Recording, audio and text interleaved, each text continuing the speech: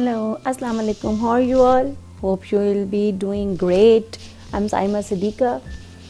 हमने अक्सर ये बात सुनी है कि words can work wonder, words can ruin, words can build, and I believe this thing strongly. हम सब इस बात को मानते हैं कि अल्फाज में बड़ी ताकत होती है, लेकिन हमारा as a society as a whole हमारा एक एटीट्यूड है, हमारा एक टेम्परामेंट है that we want to be appreciated but we don't want to appreciate others. हमें गट्स ही नहीं है कि हम किसी और को अप्रिशिएट कर सकें. For example, if a person is having the same talent as I have, it's just an example. For example, अगर मेरी राइटिंग बहुत अच्छी है और कोई मेरे साथ बैठा हुआ भी बहुत अच्छा लिख रहा है, आई वॉन्ट अप्रिशिएट हिम और हर, क्योंकि ये तो भाई मेरे ऊपर बात आ जाएगी कि मैं शायद उससे कम हूँ.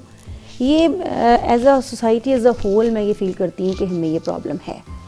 सो we must start with ourselves. We should appreciate the little things others do and others have. I'm not talking about false appreciation. ये नहीं कि फ्लैटरी करें और किसी को गलत कहें कि तुम्हारी ये चीज़ अच्छी है. एटलीस्ट अगर कोई चीज़ अच्छी है तो वो ज़रूर उसे बताएं. इससे ये होता है कि उसमें पॉजिटिविटी बिल्डअप होती है. दैट पर्सन बिकम्स हैप्पियर और वो अपनी उस अच्छी हैबिट को कंटिन्यू करते हैं ताकि उन्हें पता तो हो कि ये चीज़ अच्छी है.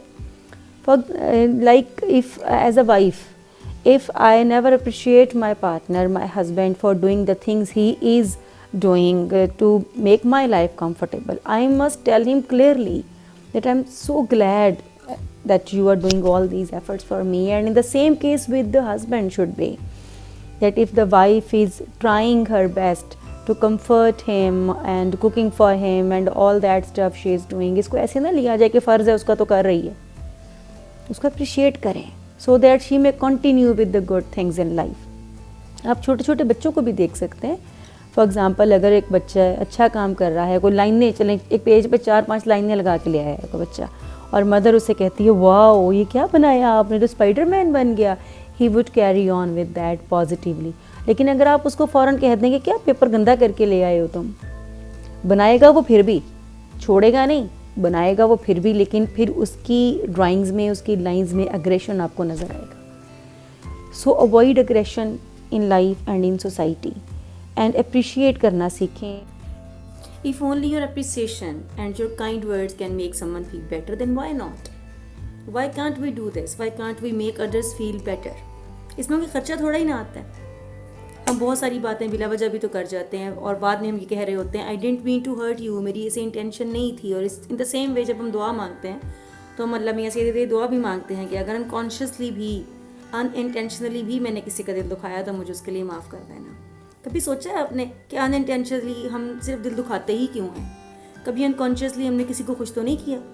कभी ऐसे वर्ड्स का चुनाव भी तो नहीं किया ना जिससे बगैर सोचे समझे किसी का दिल खुश कर दिया हो?